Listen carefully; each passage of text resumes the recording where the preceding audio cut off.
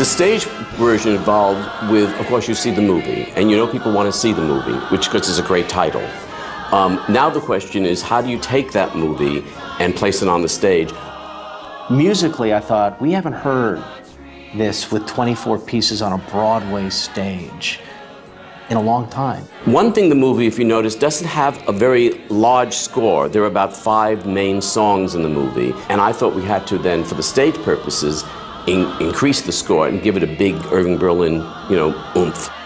It's a stage musical based on the movie with a great deal of its own creativity and other Irving Berlin songs and changes made to the plot to make it valid as a musical theater piece.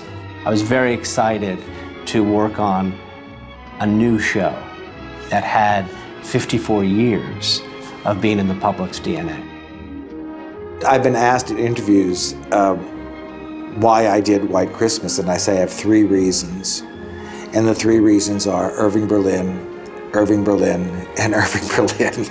And we talked for years about how to take that great catalog of music and to get it on stage, because Berlin wrote a lot of films, he wrote a lot of songs, and he wrote a lot of reviews, but he wrote very few book musicals.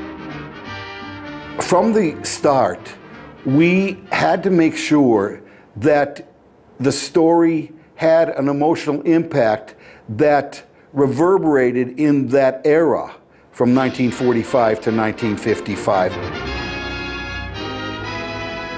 In the film, it takes 20 minutes for Danny Kaye and Bing Crosby to become an act. We didn't have time for that in the Broadway show. We had to put in twice as many numbers as were in the movie, because that's what you want in a Broadway musical. And we just had to assume they were an act right at the top of the show. I went around and said to people, you know the movie White Christmas? Oh, I love it. Really? What do you like about it? And they would say, oh, there's that scene at the end where the barn door opens. And I go, that's your favorite moment. You go, okay. And so you start, the sisters' number, they stop filming it for you. Oh, and the guys who the number in drag. So I took all those moments that people loved and kept those in the show, and then took a lot of extra stuff that you didn't need to tell the story out, so I could put the songs back in. It's big in the score, in the musical moments. The audience is transported, and that's what our concern was from the get-go, to make sure they would be transported. I am seeing entire families come to this show, on Broadway and on the road. People are buying tickets 8 and 10 at a time because they want that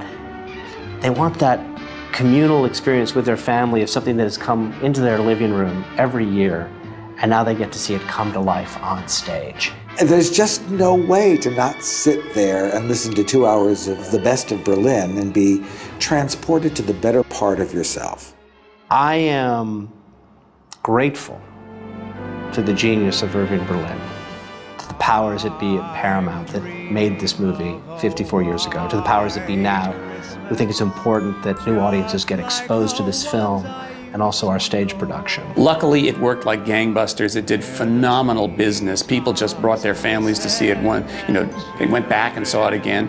And the production got 2 Tony nominations. And since that's sort of the creme de la creme in the Broadway community, that's a pretty good indication of its success on Broadway. Of a white Christmas, with every Christmas card I write, may your days be merry and bright, and may all your Christmases be white.